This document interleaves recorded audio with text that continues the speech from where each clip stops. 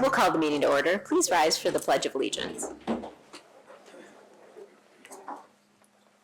I pledge allegiance to the flag of the United States of America and to the republic for which it stands, one nation, under God, indivisible, with liberty and justice for all. For the Pledge of Allegiance. Call the roll, please.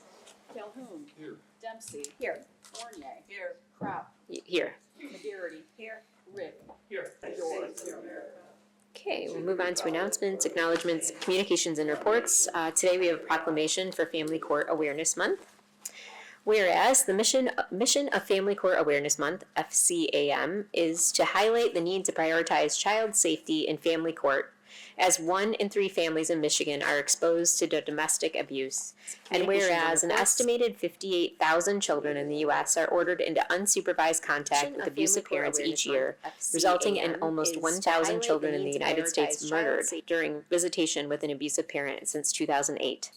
In Michigan, 39 children have been murdered by a parent since 2008 during divorce or custody disputes, including 6-year-old Rowan Maury Poles of Caledonia, Michigan in 2024, and 3-year-old Dylan Thiebaud of Kent County in 2021. And whereas Rowan and Dylan's families have been working to increase awareness of child safety issues by promoting Family Court Awareness Month, and have been honoring their children's legacy by introducing legislation to improve the safety of missing children in Michigan and helping improve Kent County's response to domestic violence.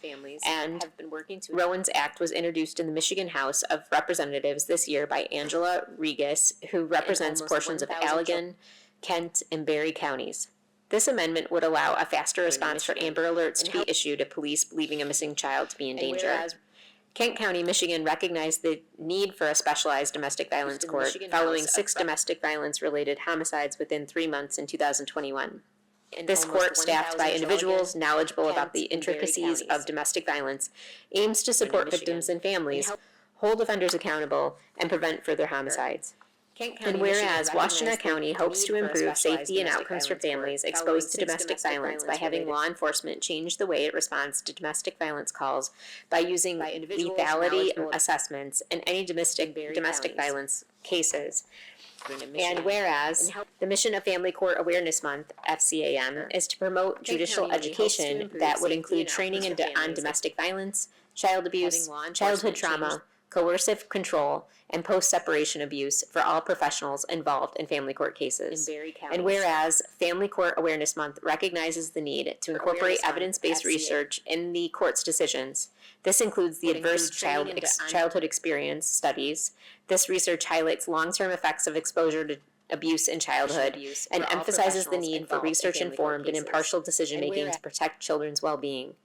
And whereas Family Court Awareness Month aims to encourage collaboration amongst legislators, advocates, professionals, and the community to improve family court practices, ensuring they are guided by evidence-based research and prioritize the safety and best interest of children. Now, therefore, I, Laura Kropp, Mayor of the City of Mount Clemens, on behalf of the City Commission, hereby declare the month of November 2025 to be Family Court Awareness Month. Okay. They are guided by evidence-based research. We also have today with us our state representative Denise Spencer, and she is going to provide an update for us on the budget, the state budget. Representative Spencer. Oh, excellent. We also have. All right, a couple of things. So there's a new program called the Community Violence Intervention Program, state budget, and it helps to reduce crime and improve community safety. Oh, Clemens is slated to get a distribution of $95,995 for this program. Or I, Laura Kropp, Mayor of the On the transportation funding package, which is the roads, for Mount Clemens for 2026, we're looking at $2,539,500. That is an increase of 33.4% from the 2024 base. So it's an additional $635,900. For the disappointing part, revenue sharing has been cut Mount Clemens is gonna lose $77,080, leaving $703,026. So it's a little bit of a cut. I just wanted to mention a couple things for Mount Clemens schools. That is a per pupil rate of $10,050. It's an increase of $442 per student for a total of $862,524. In addition, the budget includes for Mount Clemens Public Schools, mental health and school safety, an additional $30,221, and special education, an additional $28,390. So I'm going to give all of these spreadsheets. The budget includes for Mount City Manager Shipman, that has all that information. In addition, I have a donation here for Carl Hay and the recreational program for 2 gift cards of $100 each to Michael's for his arts and craft program.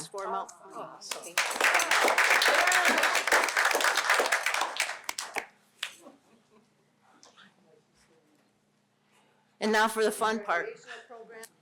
So every spring, every January, February, I like to get ahead of things. And I contact City Manager Shipman, and I contact Clinton Township Supervisor Paul Gilliam, and I talk to Vanderpool over in Sterling Heights about our community asks, our appropriations, enhancement grants, our earmarks, whatever you want to call them. And I ask for a list of a wide-ranging list of various projects and various price ranges, because I don't know at that point what I can get, what I can fight for. So right now, I am proud to tell you, get my hat on, that I have secured $3 million for the city of Mount Clemens for lead pipe abatement.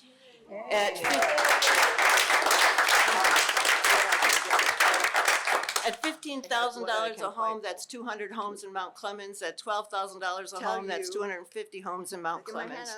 This is something we don't have to pay back. This is a grant. There is no, it's just free money. So $3 million for lead pipe abatement. That was the best deal that I could get. There were several other projects that, I had hoped to secure, but I'm pretty happy with this one, so. Yes. Serves a lot. Thank you. So, $3 million for Representative Menser, that. this is your 3rd year? Yeah. And every year you've come back with something delivering specific money that we've never received in the past.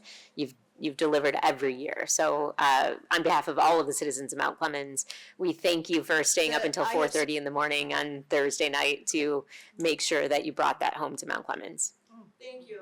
It's, this is my home too. I want it to be the best that it can be, and if I can make it, play any small part in that, Every year. I'm happy. On behalf of all of the citizens of Mount Clemens, we thank you for staying up until 4. Hard sometimes to be a cranky witch, but that's the only way I get this money.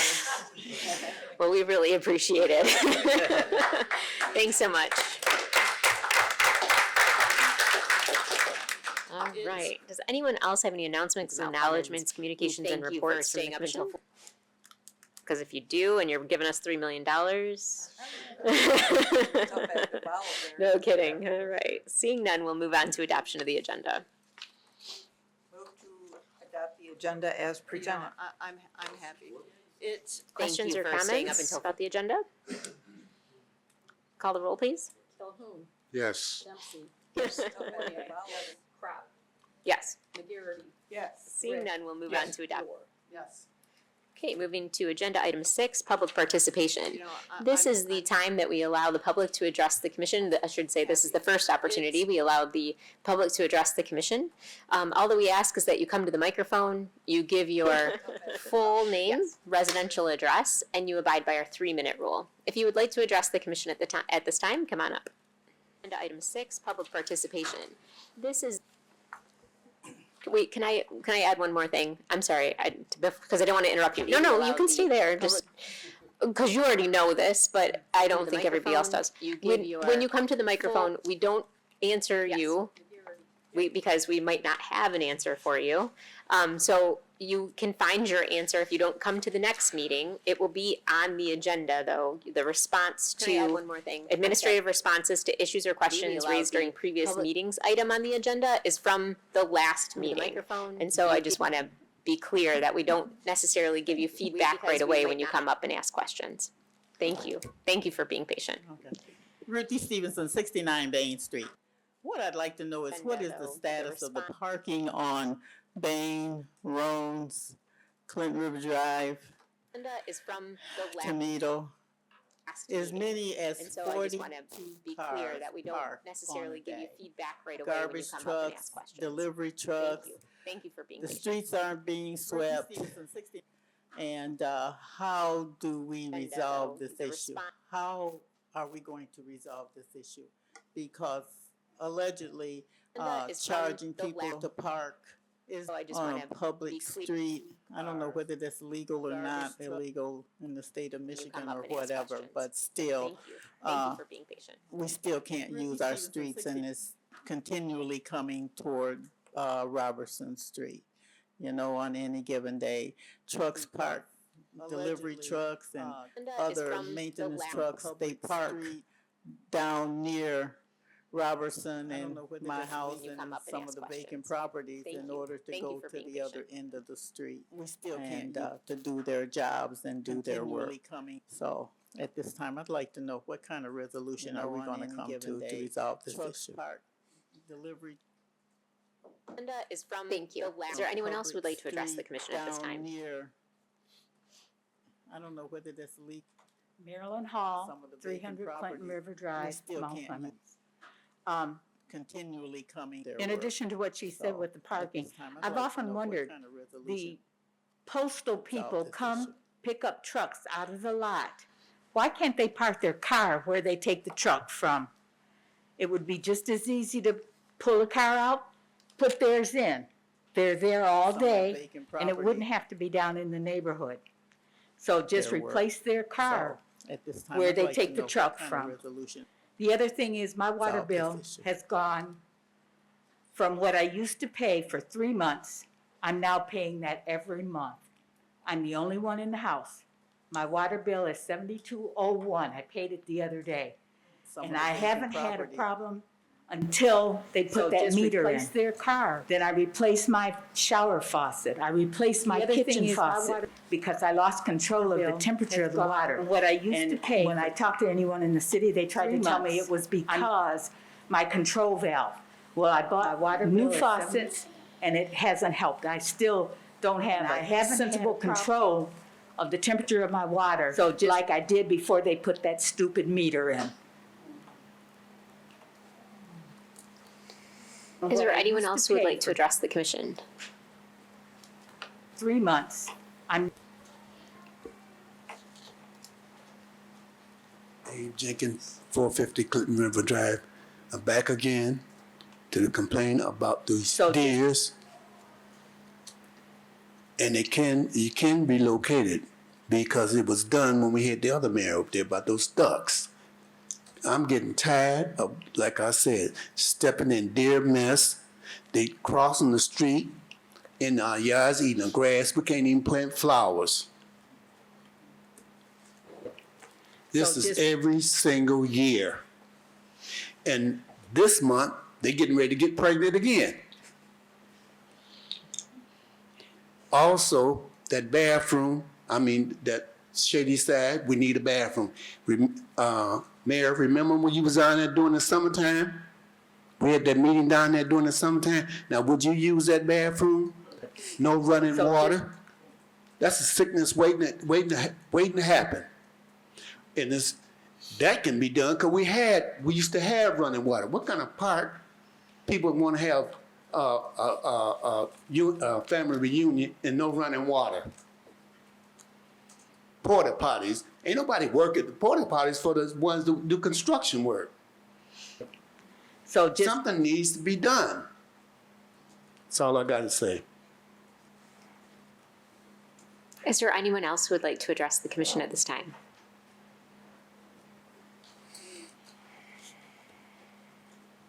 Yes, I would. I'm homeless and my address is 115 So just, South Main, Mount Clemens, 48043.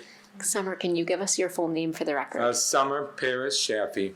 Thank you. Yes, I like to think that we could help the homeless problem. The homeless people could stay out of the city causing issues.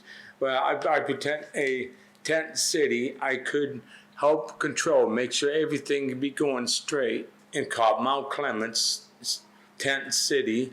And I'd make sure the people get off the street, get a job, get a place to stay, and there'd be all the kind of programs in it, and to be going to church every couple 3 days, and I'd be talking to them and helping them, and I would patrol the tent city and make sure nothing bad would happen there, and I would like to be the sheriff of it and have some deputies just to keep it no drugs, no alcohol, and no marijuana.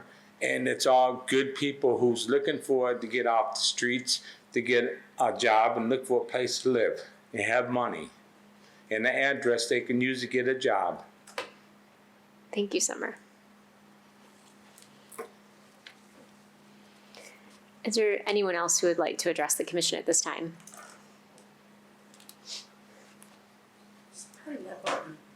My name is Brandy, and I'm actually from Chesterfield. I'm not from Mount Clemens. Brandy, can you give us your full name for your... Brandy Jacobs. And I actually came in here to talk to you guys. I'm starting my own nonprofit. It's called B&L, Survivors of Rape. And I know that this month is not technically Sexual Assault Awareness, but it is Domestic Violence Awareness Month. So our nonprofit and I would like to get a walk together and start raising awareness for April. And we wanted to come to you guys before we fill out the special event form and kind of represent who we are and why we're starting this. And then we wanted to be able to fill out the application and submit it to you guys. But we're trying to pair with Care House. We're trying to pair with Haven from Oakland County. First Stop from Wayne County, because I'm originally from Wayne County. And we're also trying to get First Aid to join us as well, along with, can't think of what the name of the Oakland County one is, but we're trying to get them as well to join us in our walk. So I just wanted to bring that ahead to you guys and see what you guys thought about it. Thank you, Brandy. Thank you. We look forward to your application. Is there anyone else who would like to address the commission at this time?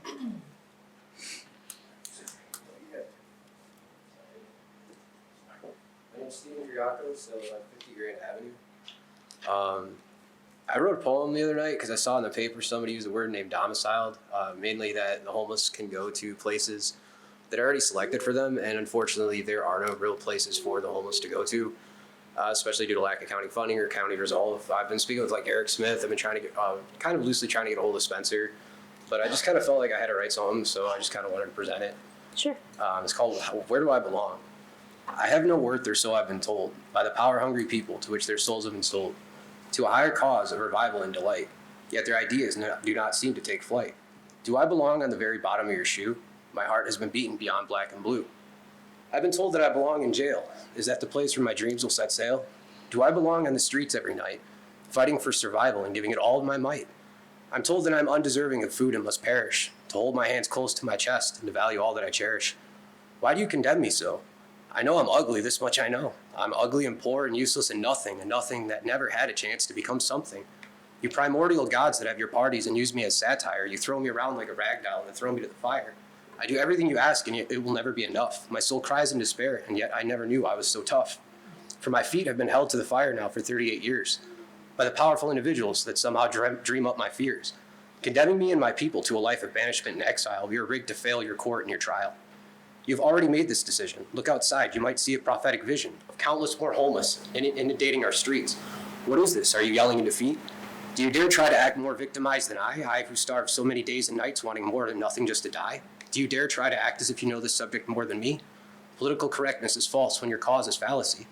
Just look outside. Is your way working? Don't dare roll your eyes or show that you are smirking. I'll ask once again, where do I belong? Shall I train the homeless to learn and sing a merry song? Begging for your assistance and attention this Christmas for our families, men, women, and children who do live like this. Every second of every single day, these homeless get down on their knees and cry and pray for an answer from their Lord to see some better days. What will it take for you to see the subject in its true form? Or is the answer to turn your backs and laugh in scorn? At a knowingly disabled and debilitated and destitute population that is human as human ever was, an almighty divine creation, where do I belong? Where do you belong? Can we trade places and spend a day in each other's shoes? I'll bet within a week you'll be singing the blues at a bus stop off Gratiot or a park bench or in a cell. You will question why you've condemned these folk to hell.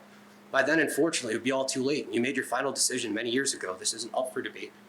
The answer is that I belong right where I am, between you and the homeless. For I am an Aries, I am a ram. I am their shield and I am their reason.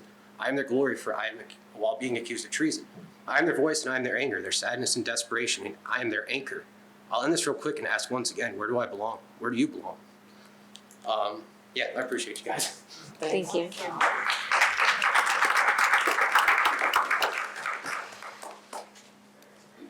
Is there anyone else who would like to address the commission at this time?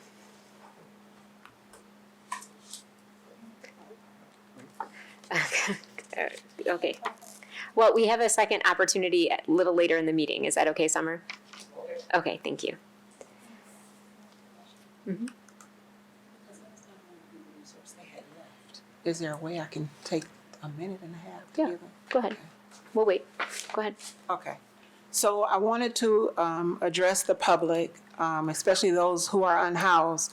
Last week, we had some information to share, and I realize you can't see it on the website to get that information. So I wanted to let you know that Macomb County Community Action Center now has funding from the state.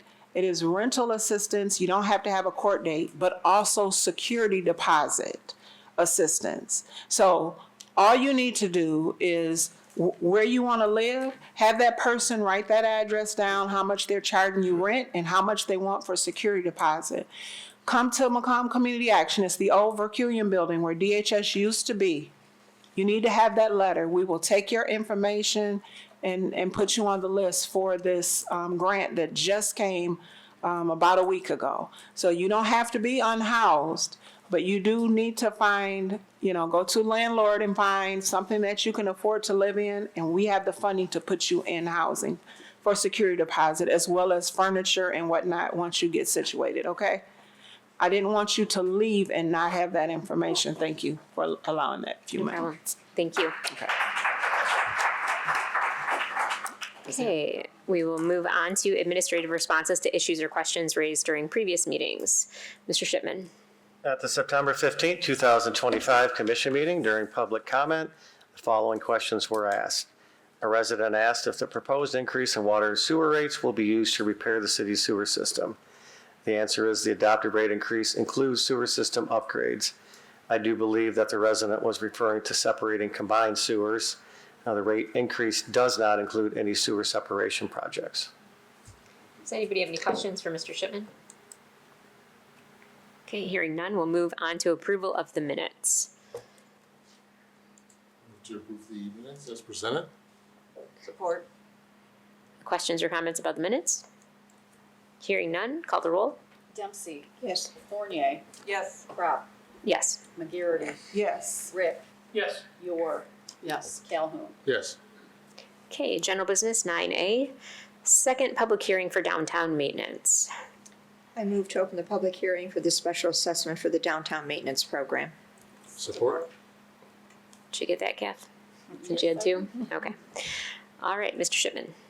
The first public hearing on a special assessment for the downtown maintenance program was held on September 15, 2025. The second public hearing is scheduled for October 6, 2025, this evening. The purpose of the first hearing was to address the necessity for the project and recommend the project budget.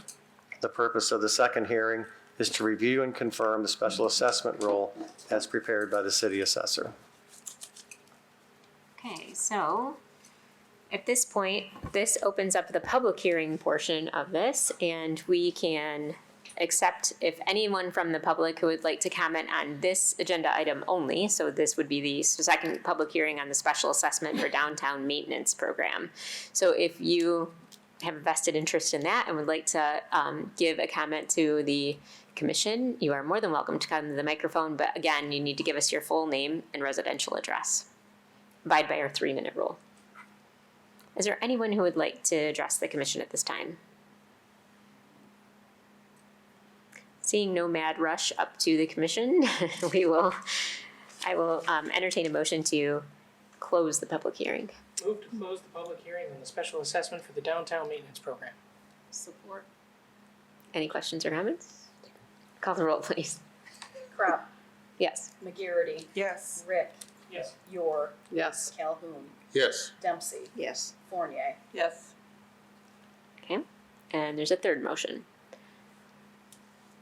Move to confirm the special assessment roll number 25-04. Is there a second? Support. Okay. Mr. Shipman? I mean, I know you already read the cover letter. Does anybody have any questions or comments from him? I do. Okay.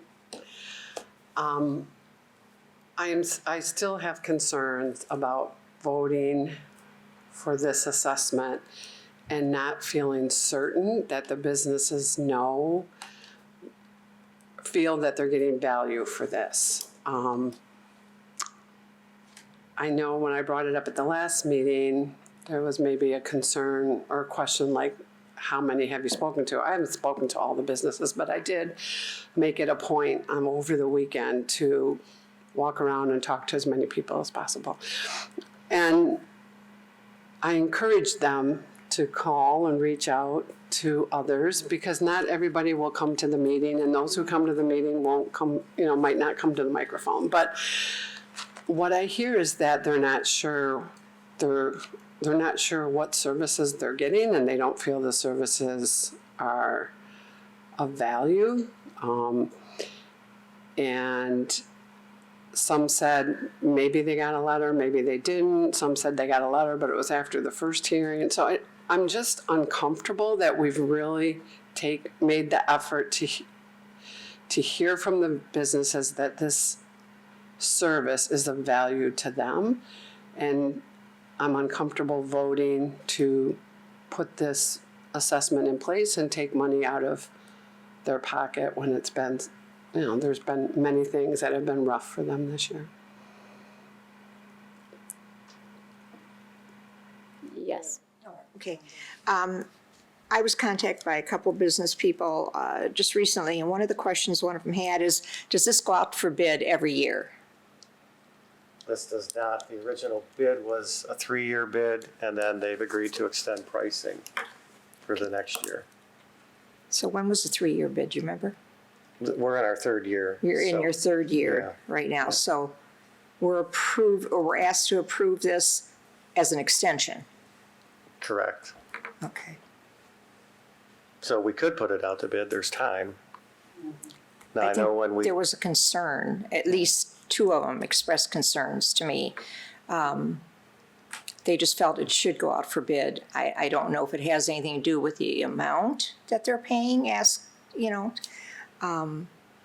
but they were pretty adamant about they'd like to see the bid process. So I'm just bringing it here. I mean, just so everybody's aware, if we go out to bid, then that extension price goes out the window most times. We've experienced this in the past where we've come to you with an extension of a contract, sometimes for no increase or small increase, and we've gone out to bid, and it usually goes up. But I know when we've gone out to bid in the past, we've had trouble even getting people to bid on it. This is a 3 years ago. This is this was a decrease by, what did we say, 30%? I thought it was roughly about that from last year. You can look at the roll and you can see it's different for different properties. Depends on how many primary and secondary streets they have. But the decrease is due to the fact that because of construction. Yeah, we did Right. cut down on some you of the did. sweeps, and then snow removal was down. as well. Right. So if you look at, I think it's the second. Right now, with this current rate, Danielle is predicting if we get average snowfall, a fund balance of $20,111, which would then be applied to the next assessment. But that's the cushion they build in just so we have enough in there in case we do get, a large amount of snowfall. Doesn't help them when they're struggling to pay bills now, but I understand that it builds in a cushion. There were a lot of questions for me that either I didn't take the time to find out or I don't know, but it made me think that the businesses don't know what to expect for what they're paying. Like they were like, well, how often do they sweep? Which days? I pick up my own garbage 6 out of 7 days, or how many snow plows is that? I feel like businesses feel that the snow removal is more of a necessity, and I don't know what else is covered in the contract. It was the last meeting you asked that I sent an informational letter, which I did pen, and all of that is in that informational letter that was sent to all the businesses. Yeah, and mail is just iffy these days, so some say they didn't get any letter, maybe some don't open their mail, but there might be a better way to communicate than mail through the post office. Would be my thought. This is something that's discussed at the downtown meetings that are already on the books or at the DDA meetings. Yeah, we've definitely talked about it in the past. So can you just go through this maybe so if we have the estimated expenditures in here, could you just touch on these and say what they're for? So the service is snow removal, and that's from all of the sidewalk areas. That's in the contractual services. And that's with our DPW. Contractual services would be with the sweeping company. Okay, so that's landscape services? Is that it? So what are the services that they do? Landscape services? So they sweep all of the sidewalks, and what they do is there's two people. So one has a blower, and they blow out all the stoops, the areas where the sweeper can't get down. Yeah. And they blow that debris into the area where the sweeper can get. So they sweep all the sidewalks that are in the map that was also sent to everybody. And then, like the on-street parking areas and the areas that our big street sweeper can't get to. And then they pick up any debris that are in the planters and flower beds, any of the garbage that accumulates there. That'd be more of a hand pickup than anything else. They do parking lots as well? Are they the ones that do the parking lots? No, We do. We do. In Rotary Park or parks, is that the service or is that city? Not the park itself, they don't sweep, that's the city. I just noticed when I was uptown on Sunday that there was a lot of debris left there. And how, it doesn't really, I don't know. So the contractual services also include snow removal, an estimate for, we never know what it's gonna be, but, right? Yeah. Or is that in? Your wages and overtime, and then your road maintenance would be your main snow removal items. And again, I can't predict, she's predicting it based on annual cost, right?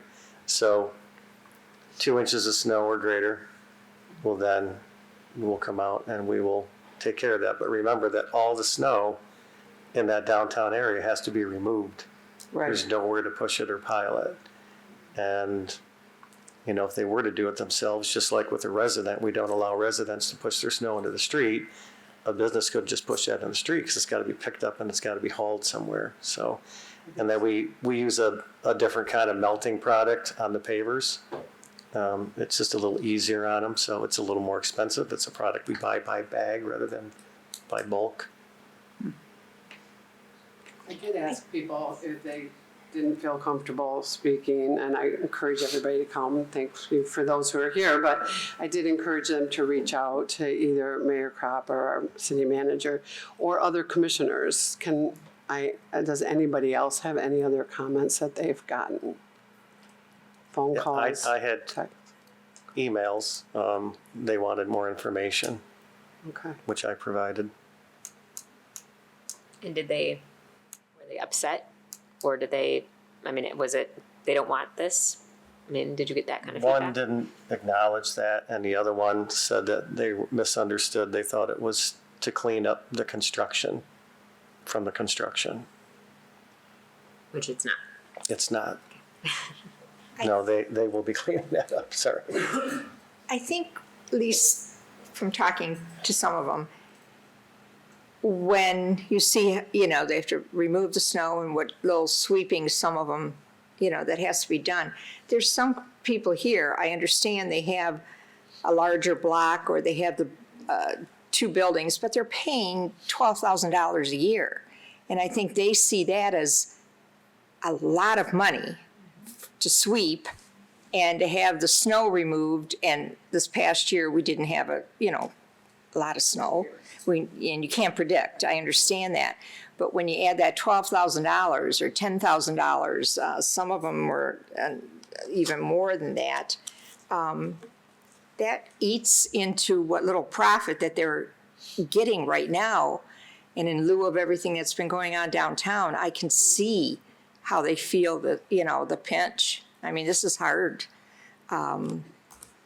So I don't know. I mean, I don't know what the answer is. I know we've talked before that this was something that the Business Association brought forth. Was there a resolution? That this is a resolution or an ordinance that they have to do this? Well, I mean, I guess we just need to know a little bit. at some point, the commission created an assessment district, and that's where the charge comes from. That allows you to charge for services. I mean, there was a resolution to that, right? This was in like 81, so. Well, I think that's the problem. You have new owners downtown and they're back to 81, Don't quote me, I believe it was 81. It's in my letter that I sent, I believe it was 81. It was quite a while ago, I think we all agree.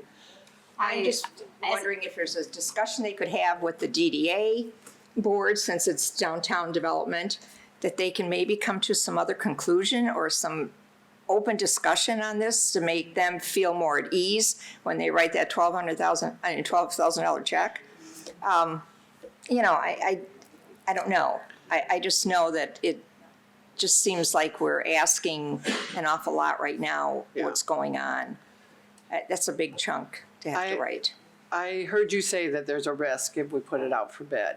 So of course, I don't want there to be a worse situation, but if that is standard practice, or that's something we should be considering doing at this point, or are there other things I might not be thinking of? Well, I mean, it's your choice to put it out to bid. Mm-hmm. Normally, when somebody doesn't raise their price, especially when we're going on year 4, we usually don't go back out to bid, because just due to inflation alone, it usually never goes down. Sure. No, but it was higher. We took the higher bid last time because there was some dissatisfaction with the company we had, and it was much higher. So, to say that they're holding their, because of inflation, I mean, but they're already paid more to begin with when they switched over to this other company. And I think, when we went out to bid previous to that, we actually got bids that were twice as high as the one that we have now, earlier years, and that was, I don't know, Jeff, I know you, that was probably at least 10 years ago now, but. I'm looking at the roll and everybody's is going down significantly. I see there's a few properties that are, $5,000, and I understand that some people own multiple properties, but, I have a business, and contracting somebody to come and mow the lawn and coming to do landscaping and coming to do plowing is very, very, very expensive. I believe that if you told my husband he could see those numbers and somebody would come and take care of that stuff for him, I would be. This is extremely.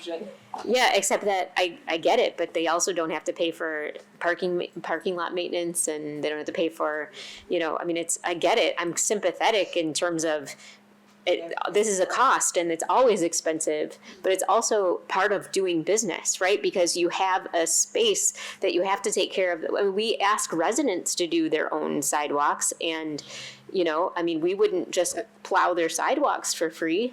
And maybe the businesses would like to do their own. Right.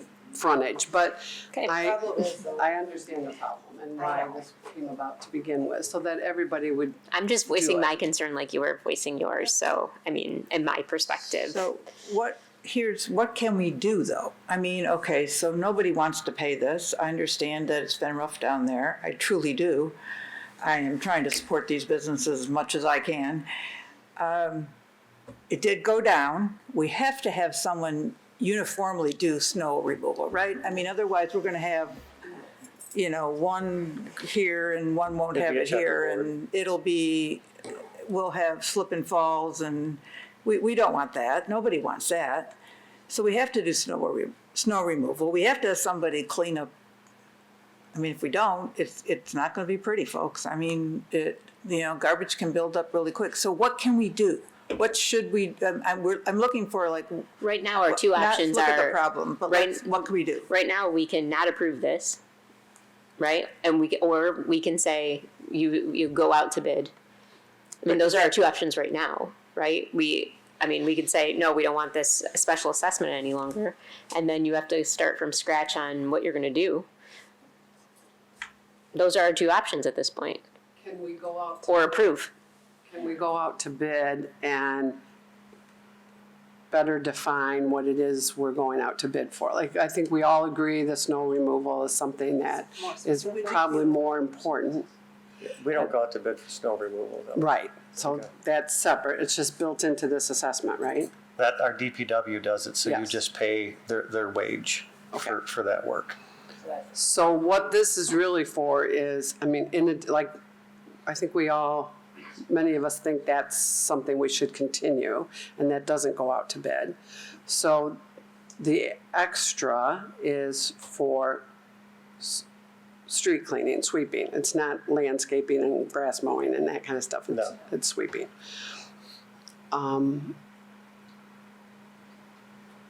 So are the businesses suggesting that we shouldn't do that? I don't know. I mean, that's what we need to know, right? Either people have to go do it themselves, or we have to have somebody do it. I was here when we had a problem with the last company. You were here. And that was You were here. And we had a lot of people who came to the microphone and gave us some things. And they were also complaining at DDA meetings, and they were also very vocal. Right. We're not having that now. I mean, we're having some people who are talking to a few people, but we're not having this like outcry like we did before. That's great. I guess I'm like, I don't know where, I don't think I see. Yeah. Construction. I think it's the water bill, the construction, their business is down 40%, whatever. It's accumulation of things. So this is something that maybe we have some control over. A lot of things, we just kind of throw our hands up and we don't have control over that. Everybody's water bills increased, including the businesses. Construction has to get finished, and we'll love it when it's done, but it's been tough. We don't really have control either. I mean, all of these This doesn't things seem have like- to get done by somebody. Either the city, we have to contract with someone, Jeff's people have to do it, or the businesses have to do it themselves, right? I mean, we have to do it. Otherwise, it'll look like terrible. Well, we can't spend $6 million that we just are spending and then not take care of it now. Exactly. We took care of it when it was falling apart and looked terrible. So, I mean, I hope now this is the time we need to continue, maintaining How this. often the So, service is done, or? yep, it's done Monday, Wednesday, and Friday. And that's weather dependent, right? And so I believe it's just one day a week that they actually clean out all the flower beds and all that, which will have all those pots and stuff down there now, garbage. It's once or twice a week, it's not all 3 days. And then if we did have a special event and it got really messy after and it was an off day, we can ask them to clean. But right now, would they typically come after a special event on the weekend? We do ask them to come. That would be up to Jeff and Mickey to coordinate on that. Jeff, I don't know how often we do that. Usually, they're there on Monday anyway. Right, so it's, On the weekend, So is that included in their charge? What's that? Cleaning up after events, is that included in their charge here? You pay so much a sweep, so if you ask them to come an extra day, you would pay just that one extra sweep. Like I know the art center paid an extra amount for DPW to come. Yeah. Right, that's what I was thinking. Because if you have the event, it's this part of the city, everybody's paid, right, to clean up.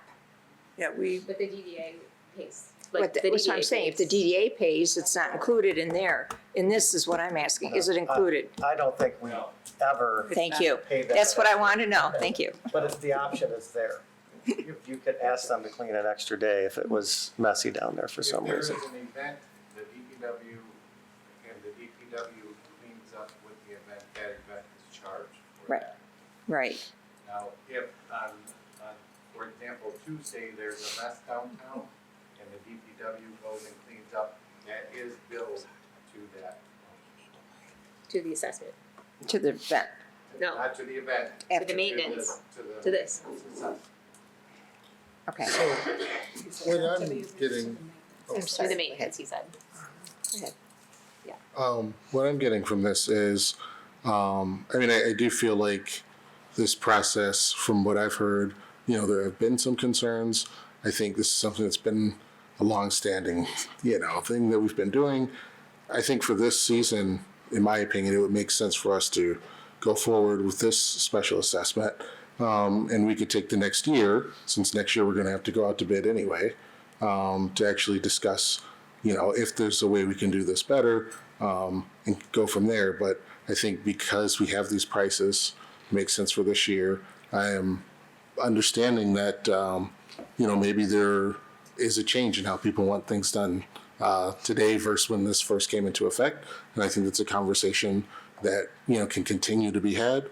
But I don't think we're going to have that before we, lock down and actually get this done. So We can advise Mr. Tingley, who serves as our DDA director, to put it on a DDA meeting in the near future, as if something, first of the year, or even sooner, and direct and ask the businesses, then we can give them notice that we're going to start talking about it, and maybe they'll attend the DDA meeting to express how they feel we could work this out.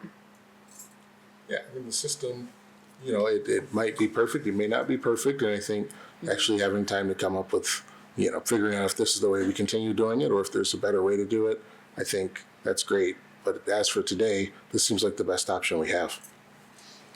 Well, we do have control over their snow removal because we do it. The city does it, so if you only have 5 days that you're removing snow, this price could go down then. That's why it went down 30%. Right, So you that's get it what I'm next saying. year. So, from that standpoint, we have control over that, so it's a sweeping part, apparently, that we could go out for bid. Now, the only other option you could do is, and again, it goes back to the cleanliness, and it's if they would do it, because we set this up to pay by sweep. You could cut down the number of sweeps, either per week or the duration, which runs from April through November. That they're willing to do that, which, if it was a few, I'm sure they would be. I'm just looking for something to help at this point in time, because I think that everybody is feeling it. And this is just, the icing on the cake again, So if that's something we can do to give them some relief, I think we should. I wish we would have started Yes. thinking more about this. We've been talking about it, but really thinking about it earlier so that we could have had those conversations. And I know some people will say, we've been having them, but to do the work that is required to make sure this is the best situation possible for the businesses. So now it might be, approve this for a year so we can work on it now in this next year, or hear from people, or redetermine whether this is really, they feel they're getting value out of this. could we, you've got a $20,000 estimated fund balance at November 26th. Could we, I mean, we roll the dice, right? But if we have more snowfalls, we'll eat through that. We also got to remember that could go either way. But we could take some of that money and spread it and lower the assessments and hope for the average number of snowfalls. And if we get, the problem is, of course, if there is more, it'll show up in the next year's assessment. So we got to remember, we got to pay for it one way or the other. But that's something we could do right now. So you're saying set the target for the estimated fund balance in 2026 is, say, 10,000 vice 20,000 Whatever, or something? 5,000, 10,000, pick a number. I mean, it probably wouldn't make that big of a difference. Yeah. I mean, the smaller amounts, it'll make a bigger difference. The larger amounts, it won't make as much difference. It'll be What a if we percentage split either the way. bill, if splitting everybody's bill in half and paying every 6 months rather than once annually? Well, that might be, Instead of having to pay, like you said, $12,000 all at once, I didn't realize they did. well, yeah. I don't see any reason, Rob, do you see any reason why we couldn't do that way? idea. Makes sense. It's, they're gonna get hit one way or the other, but it might help a little bit if they can, not have to come up with it all at once. Oh, of course, even if you can do it quarterly, I mean, you could do Yeah. that, yeah. I think they'd be appreciative of that. Give Great the idea. more time to get their momentum back Right. after things open up. That makes a lot of sense. So how do we incorporate that in the motion? It's not really, I don't think you have to, because you don't, Okay. just to, you don't tell us how to bill now, so we Right. can, I think we it's just just bill it that approving way. the role, so. So can I ask one question? I only noticed that Fifth Third is on Cass, is in this thing. It doesn't go across Cass? Only DDA. It was a little more. I'd love to stick it to that Yeah. Macomb Daily Building, but, You okay. can extend the assessment if you want, district. Put that in the, when we look at all this. Way out, all the way down. Let's go. Go ahead. Okay, that's fine if you could do it. So just from here, we're looking at approving this, and then you'll look at a different billing schedule to start. Yeah, I mean, if that would help, we'll Well, I think bill it Good idea. every 6 months. And then from there, Quarterly. as we go into bidding for next year, we'll have these more conversations about what this could look like. And I mean, I think that really gives us a chance to open, I guess, like, this is everyone's invitation. If you have something to say about it, you've got some time now. When, We can be when- deliberate if we about went out that. to bid, I'm just trying to do the reverse math, right? So if we needed to take this out to bid, would we need to do it like June, July? What do you June, July, so we can bring it back. Okay, so if we bring it to the DDA at the first of the year, let's say, right? And we can start the new year with let's talk about how we're gonna clean up the whatever. That's also after their, busy season, the business's really busy season, so, and then that gives us 6 months of discussion time with businesses to see if we come up with something else, or we come to the conclusion that this is what we wanna stick with. All right, I think that's good, okay, so we're all kind of squared away here? Good, okay, excellent. Well then, does anybody have any further comments or questions? Call the roll, please, Majority, yes. Rick, Yes. York, about how we're gonna clean up the, Calhoun, Yes. Dempsey, No, Fournier, Yes. Crop. yes. Okay, motion passes. All right, we will move on to 9B, Fire Bureau Ordinance and Marijuana Business Hours Amendments. We're gonna clean up Yeah. and this is the one that's together at the moment. I'll entertain a motion.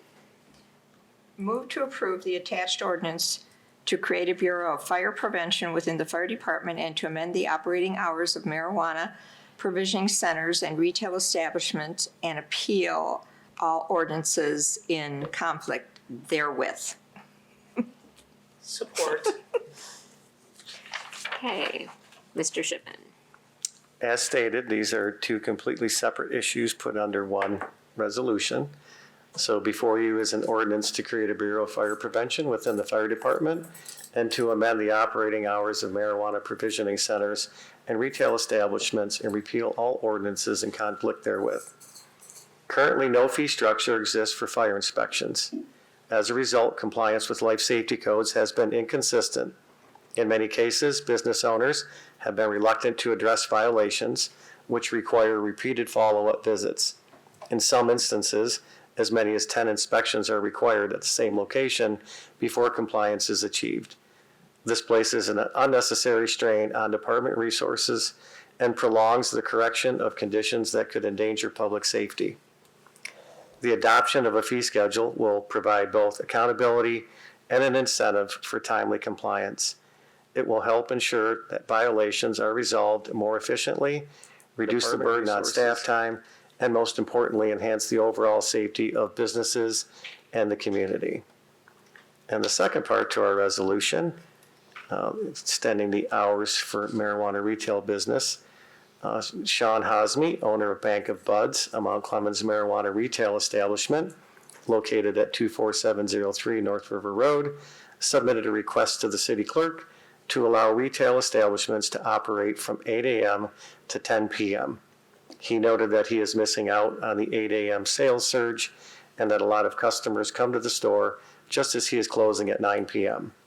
The city clerk researched the operating hours of neighboring communities, marijuana retail establishments, which included Utica, which is open 8 a.m. to midnight, Roseville open 8 a.m. to 9 p.m., New Baltimore open 8 a.m. to 9 p.m., and Romeo can be open for 24 hours. All right, so the resolution, the motion on the floor right now is only to do with the Bureau of Fire Prevention. And the It marijuana was business both. hours. Well, but she didn't say oh wait.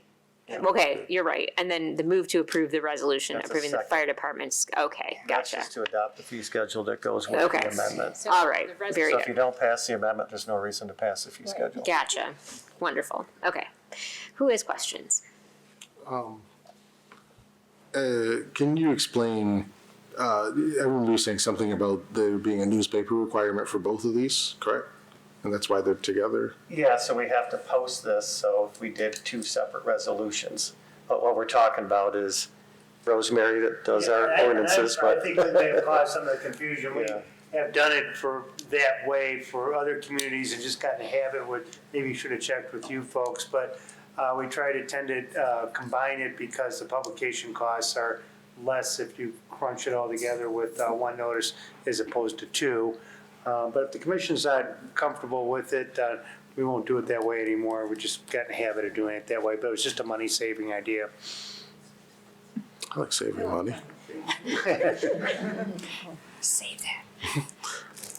I am curious if there is a way to create a ad buy in a paper where the two resolutions are one ad buy, but they are still two resolutions? Or does it require that the ad buy be one ad buy per resolution? I wouldn't think that it would require one ad buy for two resolutions. It would just, I guess the box or what they, because you have a lot of language that's boilerplate that would be put in each one of those ads. So it'd be kind of a repeat. So I would think the inches of your purchase are bigger if you have two resolutions versus one. Even if I explain that So in the paper, you'll have the verbiage, and then you have resolution 1, resolution 2. Yeah, You just- the commission met on, it passed this, that's gonna be the same in both of the ads. But if you put it in one ad, you can say, it passed this, A and B. Yeah, but that's what Commissioner Fournier is explaining. Like, you put the boilerplate stuff and then resolution 1, resolution 2 as one thing where it may be slightly larger, but it would be much more clear what we're doing and not look really weird from the outside looking in. That would be my inclination going forward for future resolutions. I don't. And then you have that way going forward. I think you might want to ask everyone else, but. So directed. But with relation to this specific resolution, I appreciate that and I think it's important to emphasize the initial fire inspection. Wait, no, we're not doing those yet, right? That's the fees for it? Fees, Separate, okay. The amount of fee, but the point is, we're going to charge a fee. That's the point. Okay. Otherwise, then we might as well not create. the I agree. ordinance. Sitting in that administrative hearings bureau and watching people, I hate to say it, but sometimes if you don't have something to make them want to comply, they We don't. did look to put this under that a couple of years ago, and it actually wouldn't qualify for that. So it's actually better. Yeah, I Because the think fire this is a department has great more idea. control over it, and it accomplishes the same thing. Anybody else, any questions or comments? Oh, no, Josh, you're not getting off that easy. Josh, come up to the mic.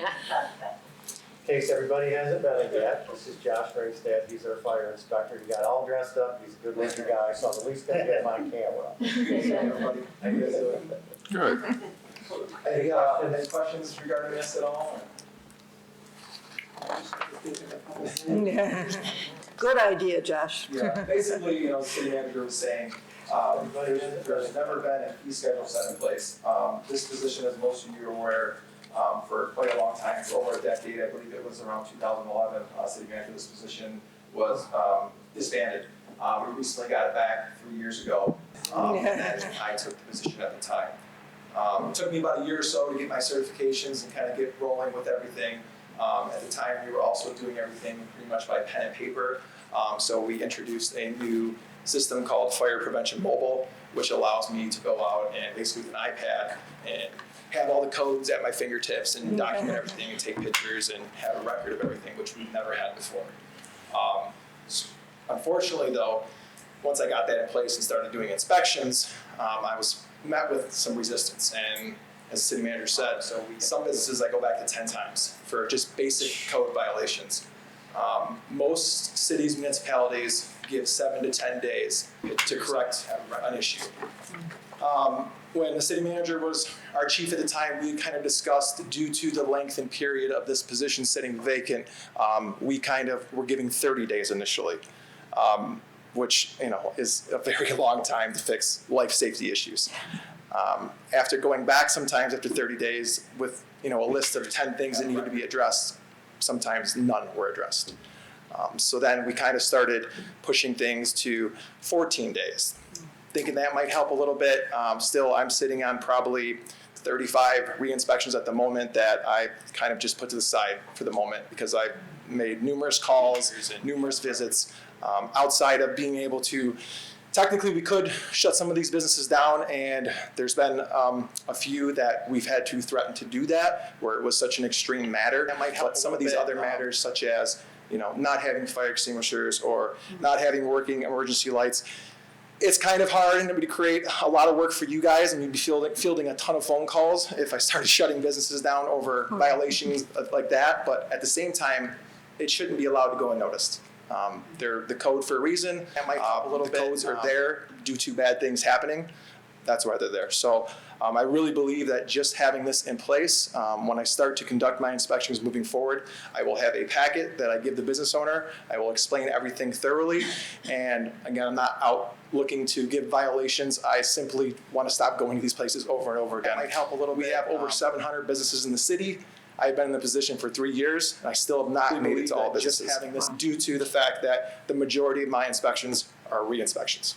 So, and there's some high-risk businesses in our community that have potential for some major issues, and I haven't had the time to get in those buildings and inspect them because I'm constantly chasing people down for basic code violations. So I really would appreciate this. I really feel like this would improve the position and strengthen what I'm out doing. So, thank you. Thanks, Jeff. Appreciate it, and thank you for coming up, even though I gave you a hard time. No problem. Does anybody have any other questions regarding it? All right, go ahead. Just explain something to me in the ordinance. Okay. Because I don't know what part of the What I'm out doing. ordinance belongs to. where it's under provision, no provisioning center and or retail establishment shall be open for retail businesses between the hours, and it's crossed out 9 and put 10 p.m. and 8 a.m. And then it says, provided however deliveries designated consumption establishments shall be permitted between the hours of 9 p.m. and 1 a.m. So that's for delivery services at the provision centers or It's unchanged. unchanged, okay. Yeah, so the change- It was Shouldn't marked, it be 10 then? Shouldn't we change that 9 to 10? but yeah, No, it's allowed. Okay, because we did it, when we set that up, it was after they closed, then they could do those deliveries. Oh, I see what you're saying. but see, we crossed out the 9 there, and Yeah. I was just curious what, But I had to read that section a couple Okay. times too, but I get it, it's gonna be closed between Closed, those okay. hours. That's and why then after that, they can okay, deliver. it's fine. Just need clarification, thank you. Would it be possible for, excuse me, just like a small appendix just to be added, just to explain why these two are together? I think if I was looking online at this, I would be extremely confused why these are one ordinance. I think we've covered it well tonight, but just for future reference. Oh, sorry. Well, they're not one ordinance. You just want me to add something to the agenda packet after tonight to explain it? I mean, I can do that. Not the packet, just to the ordinance in the. Yeah, in for the that line, for that Unicode, item. Yeah, I can do that. just so that when someone's looking at it, it doesn't look like. Doesn't look right. The ordinance No, will it's be not, you're not different. changing. Just an explanation. It's an explanation. There are explanations on Unicode I under can some, add it like something's been I can repealed add or to something. The folder, online. Oh, online, so Yeah. if anyone reads this. Yeah, Right. like if Yeah, okay. you think the cover letter's not enough, I can put in some sort of an addendum to it or something. The ordinance, No, I was confused. I'm like, it's not one okay, got it. sorry, yeah, it just, Now I'm getting it. I'd read that stuff and I go, It's why okay. are these together? It's a long day. And should I point that out? There's just a typo in the yeah. Yeah, that's fine. beginning. Sorry, was that already covered? I didn't mean to. We'll dock it from Rob's pay. Go ahead. Sorry. Yes, I just don't want that to be misprinted. We have Clemens with a T. Mount Clemens, Mount, Where? Mount Clemens. On the heading. Oh, the heading. I'm sorry, I'm not trying to mull on that point. I That's just, what these sessions are for. Thank you. Yeah, I took your. it's good. All right. Anybody else have any That's questions, fine. comments, typos? Anything? All right, call the roll, please. Rick, Yes. York, yes. Calhoun, yes. Dempsey, Yes. Fournier, Yes. Crop, Yes. McGarity. Yes. All right, item 9C, Medstar No, Agreement. we have another Oh, motion. sorry, fee, I knew that one. Okay, Where is it? I move to approve the resolution approving the fire department inspection fee schedule as presented. Support. Mr. Shipman, you already said it, but is there anybody who has questions about the fee schedule? I appreciate that, and I think it's important to emphasize that the first inspection, the initial inspection and the first re-inspection are free. So that if there's anybody worried about that, that's not something to worry about. Josh doesn't want your money, he just wants your compliance. Mr. Shipman? All right, anybody else? Okay, call the roll, please. York, Yes. Calhoun, Yes. Dempsey, Yes. Fournier, Yes. Crop, Yes. Are free, Yes. Rick. yes. Okay, 9C, Medstar Agreement. Move to approve the contract for emergency medical services between Medstar Inc. and the City of Mount Clemens, Macomb County, Michigan. Support? Okay, Mr. Shipman? For commission consideration is a renewal with revision of the contract between City of Mount Clemens and Medstar Ambulance Service. The renewal covers the period of 2025 through 2030.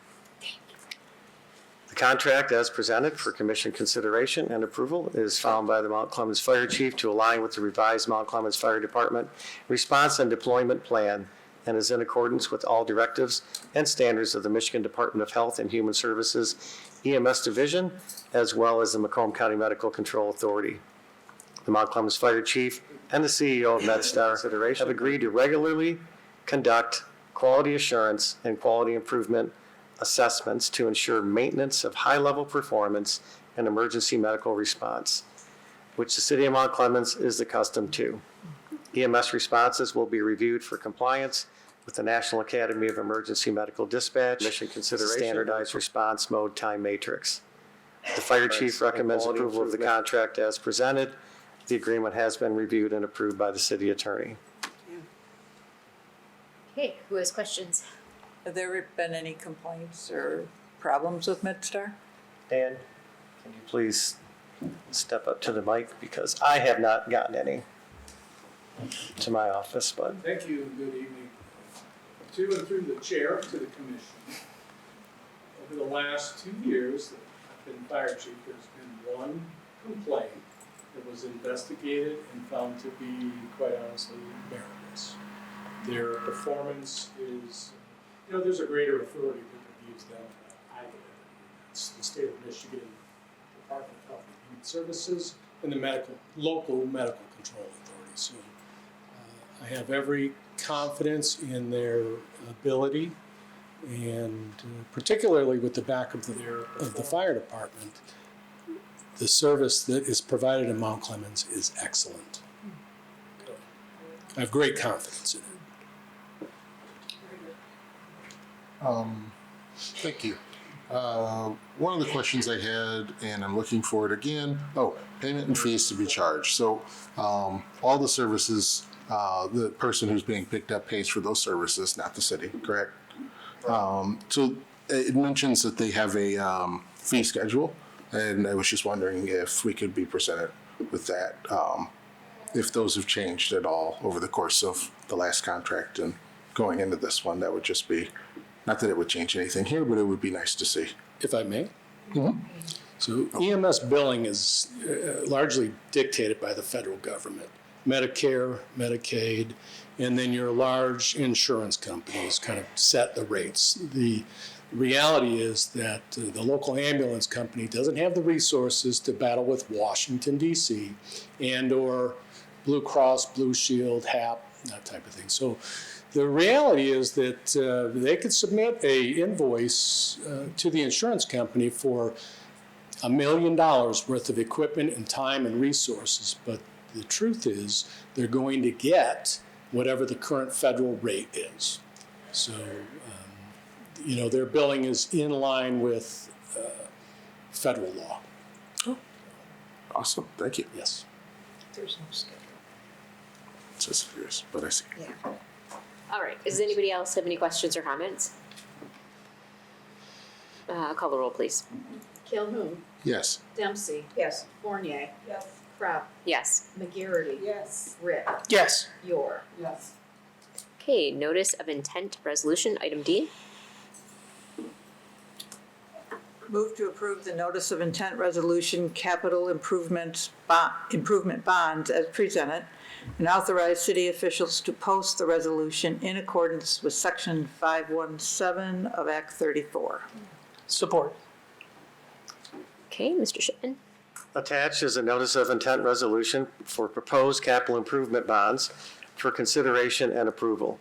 The resolution indicates the city's intent to issue capital improvement bonds, pledging the city's limited tax full faith and credit in an amount not to exceed $22 million to pay the cost of various capital improvements as described in the resolution. The bonds are intended to pay for the construction and acquisition of the projects, as well as reimburse the city for the engineering, design, and other preliminary costs related to the projects. The bonds will also be used to pay issuance costs related to the bonds. The size of the bond issue can be reduced from the maximum amount at the time of authorization to whatever amount is required based on the actual bids and final costs. The city can reduce the amount of the bonds for the project from the amount indicated in the notice, but the city would not be able to increase the size of the bonds for the project over the amount in the notice without republishing a new notice for the increased amount. The revised Municipal Finance Act requires the city to notify the electors of the city of its intent to issue the bonds by publishing a notice which gives the voters a referendum right on the issuance of the bonds. All right. Questions? comments. For all of your bond questions, as always, we have Jeff Aronoff here, who will give you a headache with bond knowledge if you want. But only if you want.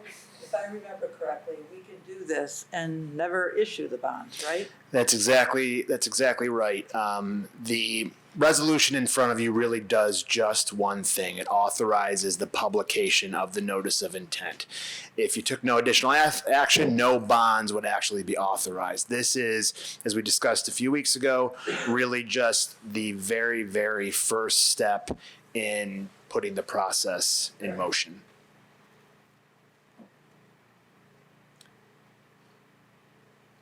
No harm, no. Just the publication cost. But if you do go to, if you ultimately issue bonds, you can reimburse yourself for those costs out of the bond proceeds down the road. So if we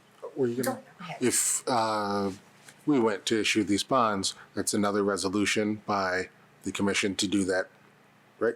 You'll have to approve whatever amount we end up financing. Got it. Thank you. Mr. Dempsey, you. No. I thought you were gonna. Okay. Anybody else? Well, I do have Okay. one more. This is Yeah. probably a Danielle question, but it would be nice to see our total, I'm sure it's out there, but our total debt obligations that we'd be looking at for next year and going forward, because we do have a lot of projects going on at once, and a lot of them are necessary, but we're looking at, some other ones too. We're way below that, threshold for sure, but it would be nice to see the specific number just in one spot. And I would add for which funds they belong to, right? Like water and sewer, Well, yeah, their but then, list, yes. general fund, that could. But then in total, it'd be nice to see, but I can, I guess, add them together. But maybe we've covered it before, but it was just a thought I had looking at it again. Yeah, we'll definitely do that.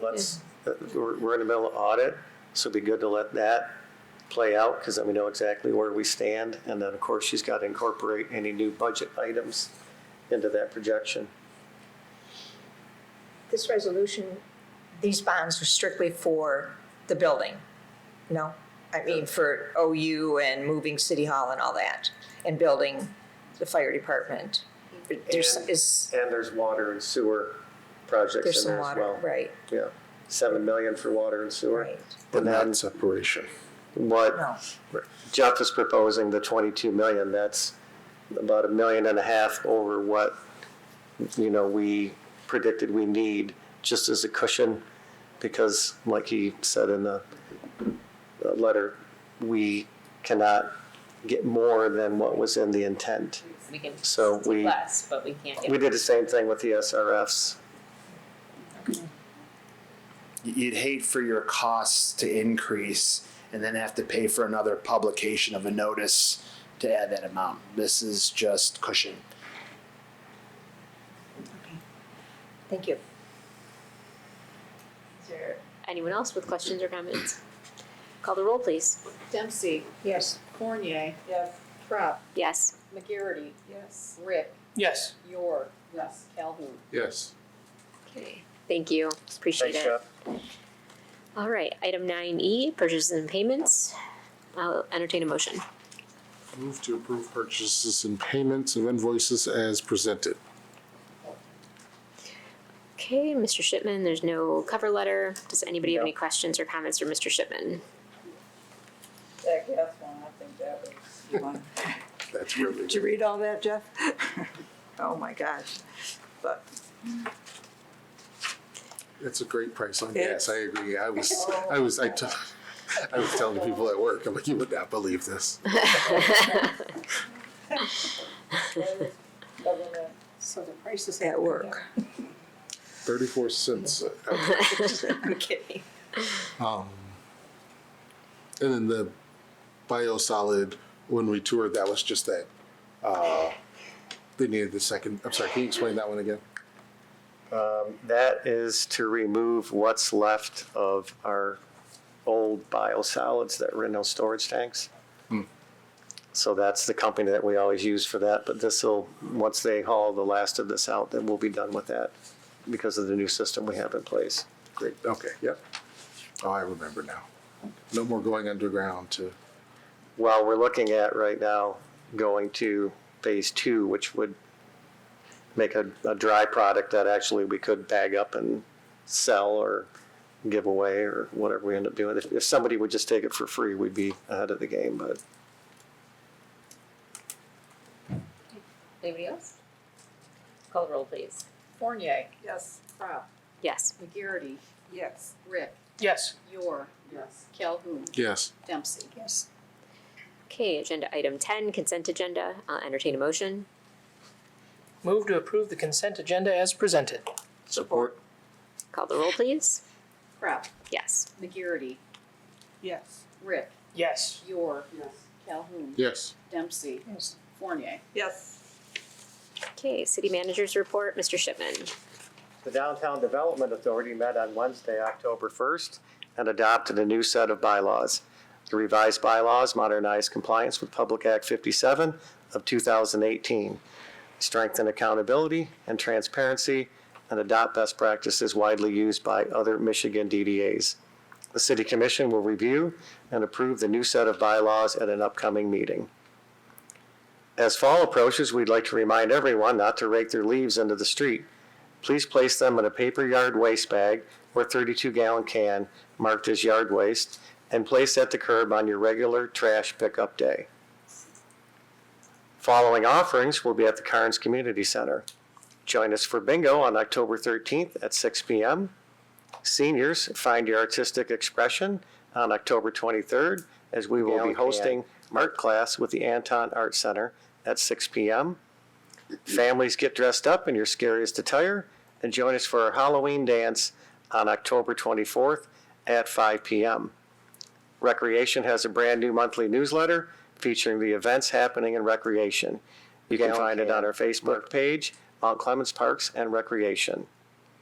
The fire department received an Assistance to Firefighter Grant Award in the amount of $13,531 for the purchase of air monitoring equipment. Thank you, Dan, for that. Absentee ballots for the November 4th city election were mailed on September 25th. Please call the city clerk with any questions about voting at 469-6800, extension 309. And our community events, we have the Mount Clemens Monster Parade, Sunday, October 13th. Dress as your favorite monster and march along with the Real High School Marching Band. Meet at the Clock Tower on North Main Street at 6 p.m. Parade start time is 6:30. The Mount Clemens Optimist Club, Club Trunk or Treat, Saturday, October 18th from noon to 3 p.m. That'll be at the Macomb County parking structure on South Main Street. There's free parking in the Town Square parking lot across the street. Join the Mount Clemens Lions Club with Roscoe the Clown, Mount Clemens Kiwanis Club Cakewalk, meet and greet with the Mount Clemens Fire Department. And we have Witches Night Out at the Nest located at 66 Macomb Place. That's Thursday, October 23rd from 5 p.m. to 8 p.m. For information on any of our events, call 586-469-4168. Anyone have questions for Mr. Shipman? Okay, we're moving on to the second opportunity that we allow the public to address the commission. Again, we ask that you come to the microphone, give us your full name, your residential address, and you abide by our 2-minute rule. Whoever would like to address the commission, come on up. My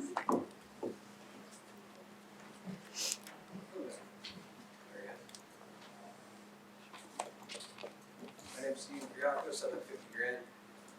The reason I read that poem is just to show that even homeless people and poor people have ambition. They have talents that are being wasted and just kind of passed over and looked over. These are people. They aren't robots. They aren't machines. They aren't threats. They aren't demons. They aren't monsters. They're trying to gain the services of the community that are being thrown in their faces, but not even just that. The individual who just spoke on Macomb Community Action, we're not educated in that. And I went through a program where they paid my security in 2022 for my apartment. So as far as I'm concerned, that's an already existing program that might just be gaining more funding. At the end of the day, we don't see anybody in the community of the legislative practices, city commission, county commission coming out and advertising this kind of help to homeless people. Homeless people just have a rigid schedule that they have to commit to get breakfast, lunch, dinner, safe housing in the rain and the snow, not to be an eyesore. And eventually that just doesn't end up positive. You end up having in a situation where in Rotary Park, people give up on themselves and their lives, and they give up on the concept of even having any rights, having any purpose in this community, in this country. And they do horrible, crazy things if they're pushed to that level.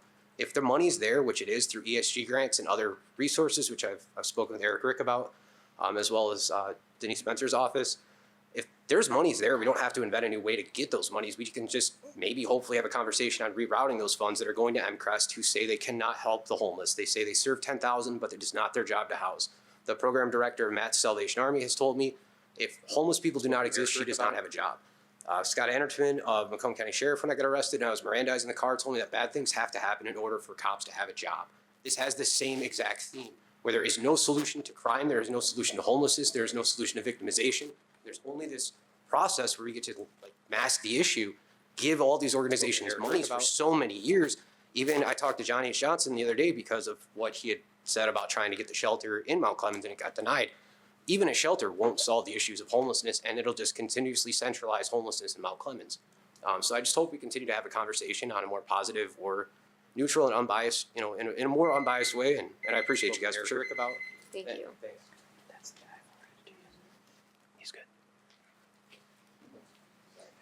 Summer Paris Shaffey, address 115 South Main, Mount Clemens, Michigan 48043. Yes, the tent cap would benefit Mount Clemens. Spoke with Eric Rick about. Be a cleaner city where it will look a lot nicer and a lot of the people would find homes. And the issue is a lot of the rents are sometimes too high for some people to pay. And the benefit is when people find a job, they have money to pay the rent. And they may have the benefits to start it, but then they're back on the street again. So if somebody ain't got the job, how can they pay for the rent when they get a place and they're back out again? So the solution is to help them ground up, and like I'm doing, I have a job at McDonald's and I have everything kind of going. I'm working on everything little by little, and I'm not giving up. It's a step forward, and I have something started. That's what a lot of the homeless people need, is a good job. A lot of them can work and do something. A lot of them, like, they can be authors, they can write books, they can do a lot of things. A lot of people got different gifts in life. They can use them as their, help them to pay the rent and not be stuck on the street. And I feel sorry for all the homeless people. Thank you, Summer. We appreciate it.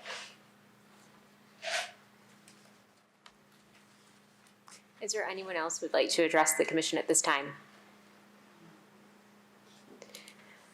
Okay, we move on to commissioner comments, and we will start with Commissioner Yor.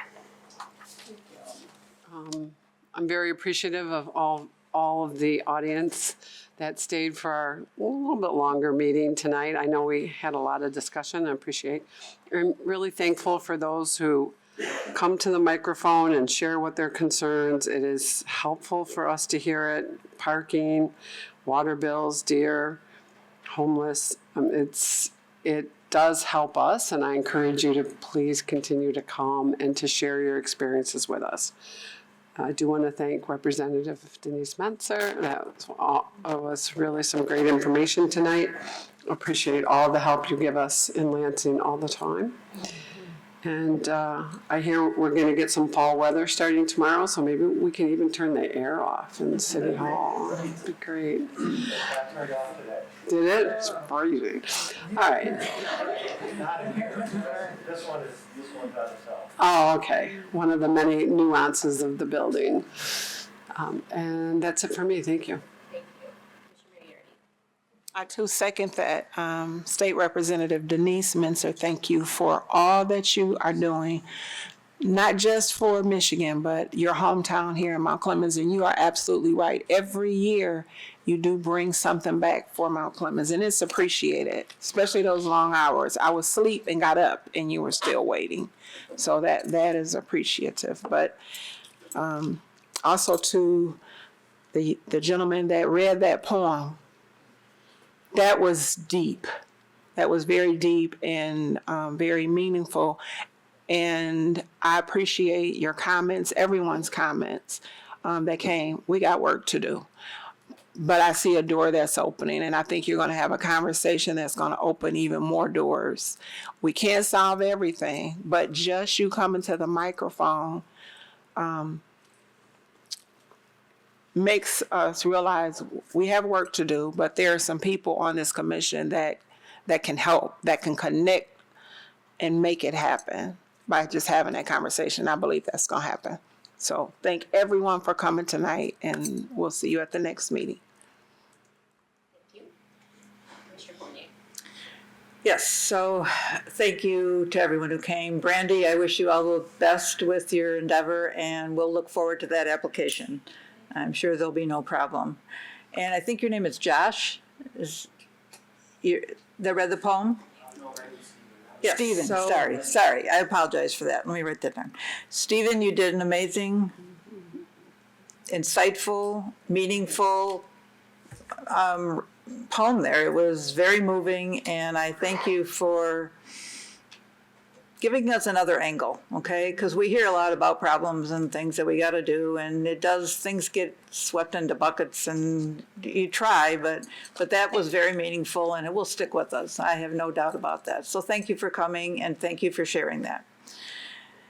Of course, thank you, Denise. You're going to make everybody in Lansing's going to know Mount Clemens is, where it is and what we need. No question there. And I also want to thank everyone who participated in our party as a sponsor, came. It was a wonderful night. We all had a lot of fun, at least I did, and it goes by so quickly. But I'm going to tell you a story, and I was going to tell this anyway.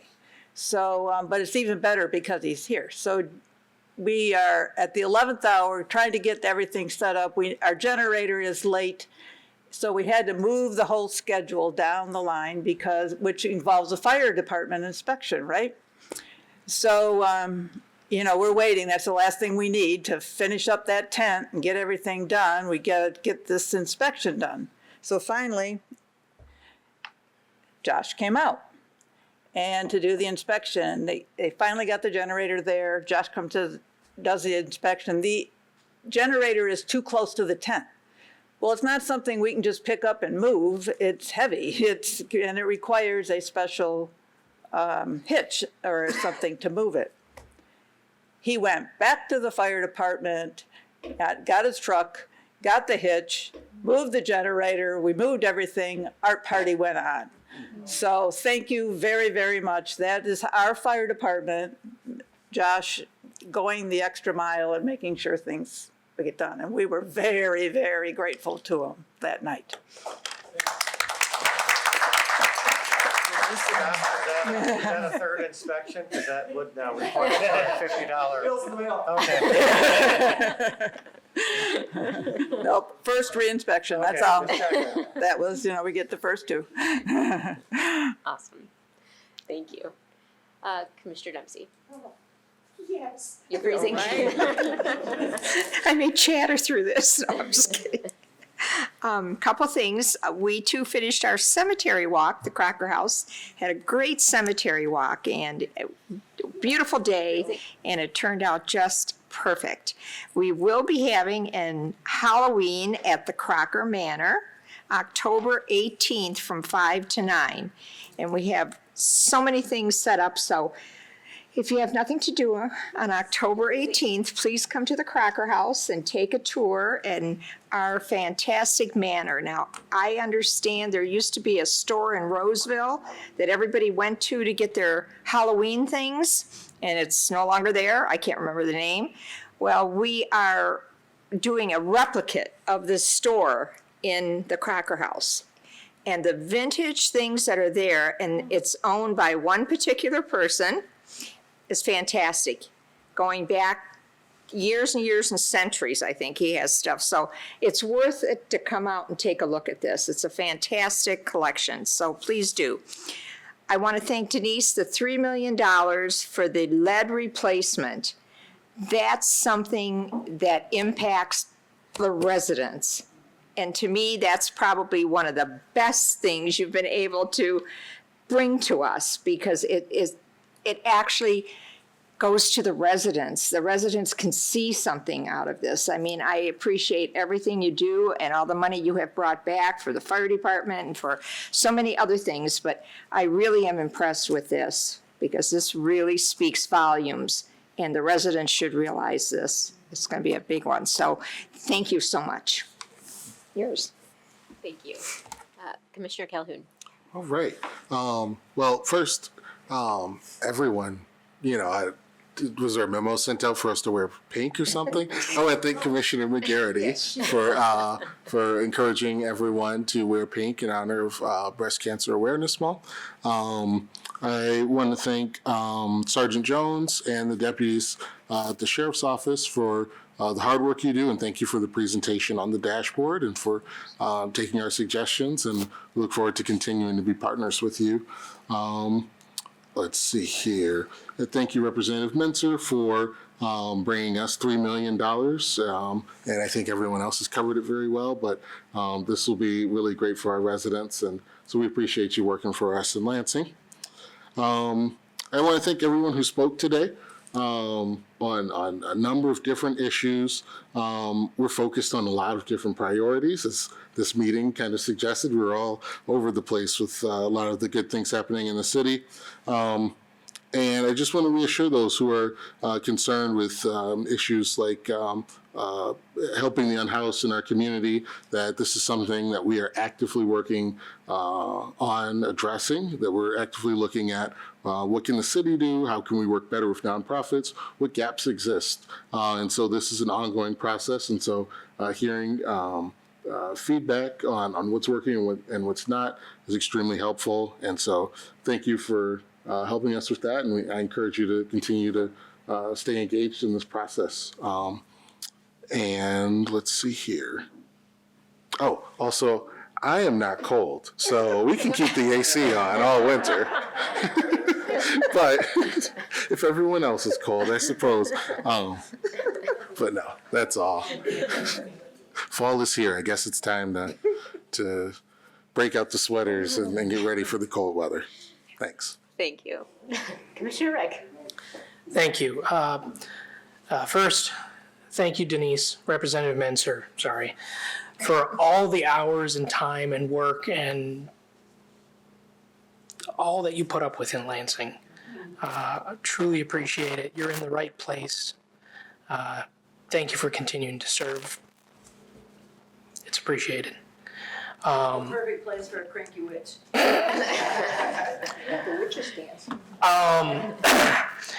I did want to mention one specific program that the library is going to be hosting for those currently homeless facing eviction. They do have a no appointment necessary walk-in hours 3 to 5. The next one will be October 8th and then October 22nd. Again, that's at Mount Clemens Public Library, 3 to 5 p.m. That's through Macomb Community Action. I would like to thank everyone who came here to speak. I appreciate you giving us the opportunity to learn, challenging our assumptions, and giving us new ways to think about some of these issues.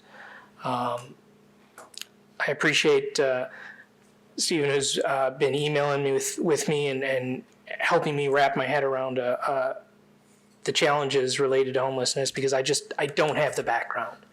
And I appreciate the amount of time you've spent helping get me the long and arduous process of trying to get me up to speed.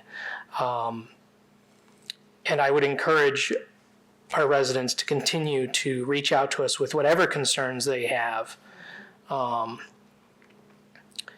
I'd like to thank Sergeant Jones for the presentation today. Appreciate it. And of course, appreciate all the work you do, but also thanks for the presentation. I'd like to thank Edward for joining the Beautification Committee. And if you're interested in serving on the Beautification Committee or any of our other committees or commissions, please feel free to check our website or call the city. And I would also like to highlight one additional opportunity for volunteering, and that's with the Mount Clemens Santa Parade, which is scheduled for November 22nd. And more information can be found at mountclemensantaparade.com, or reach out to me or Mickey or any of our board members, and we will be happy to get you set up with an opportunity to be part of our Santa Parade. Thank you.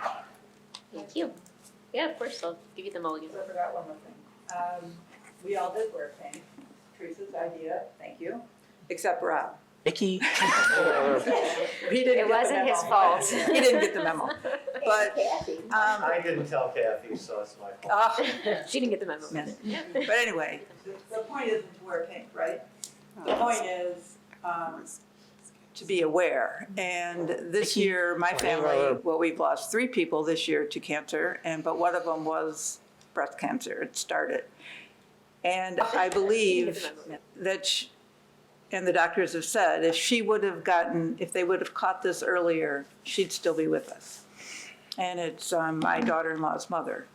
So it really came home, when she didn't get the test soon enough. That's the bottom line. She skipped a few years. And those tests are a pain in the neck. But please, if you have any, not just for breast cancer, but any pre-screening tests that you are eligible for, those darn colonoscopies and, whatever, but please get them done because there can be terrible consequences.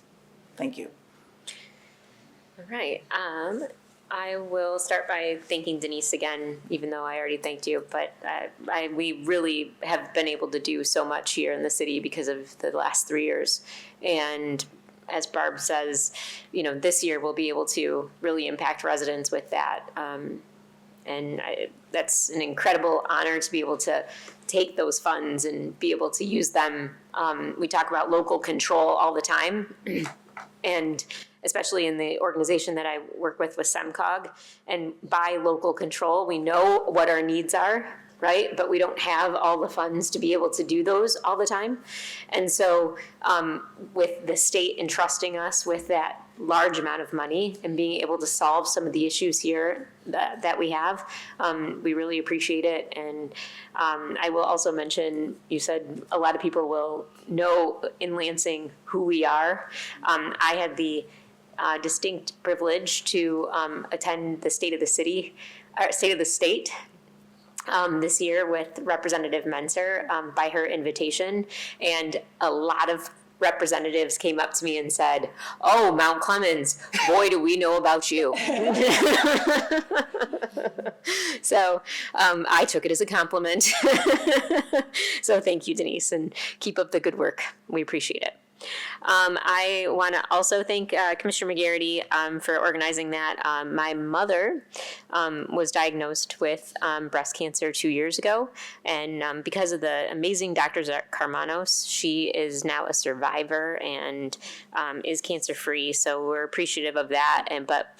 We appreciate this honor of the month of October, reminding people to get that screening. Her sister also is a survivor, and so I have a maternal aunt and a mother, so I make sure that I go get my screenings because I feel like it's a responsibility to make sure that I stay up on that.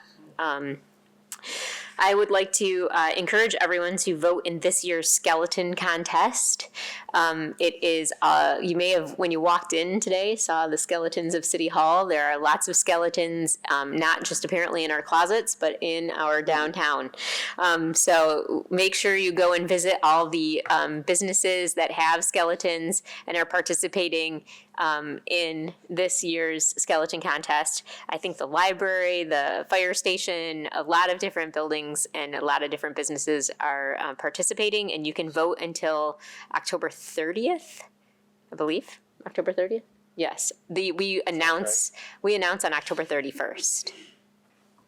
So go and visit all of them, and we're really excited to see the skeletons. You may also notice a very different skeleton in downtown, and I encourage you all. I think when you go downtown on Macomb Place, you'll know what I'm talking about. That's cool. It's so cool. It is so cool, and I hear you should go see it at night because there's an extra feature. Yeah. So yeah. I'd like to thank Steve Saff for that. We'll just say that. It's a welcome addition to downtown, even though it might be a little scary. I want to encourage everybody to, if you're wondering what the current topics and things that we're doing, and if you have questions about projects that we're working on and how we may have come to a decision, Thursday, October 9th, I will host a coffee talk at 6:30 p.m. at Black Cat. No purchases required. You just come in and hang out, and usually we're there for an hour. If you can't make an evening, Tuesday, October 14th at 9:30 a.m. at John's Family Grill, I'll host another coffee talk. And so with that, I hope everyone has a good couple of weeks. We'll see you here on the third Monday of October is our next meeting. And thank you to everybody who came to the microphone to speak about a lot of different topics, but especially the unhoused population, but I would say also the social justice that I think people are working on, and I think that's really, really important. So thank you for all of the work that you're doing in the community and for raising the awareness. With that, I will entertain a motion to adjourn. Motion to adjourn. Support. I'm not sure.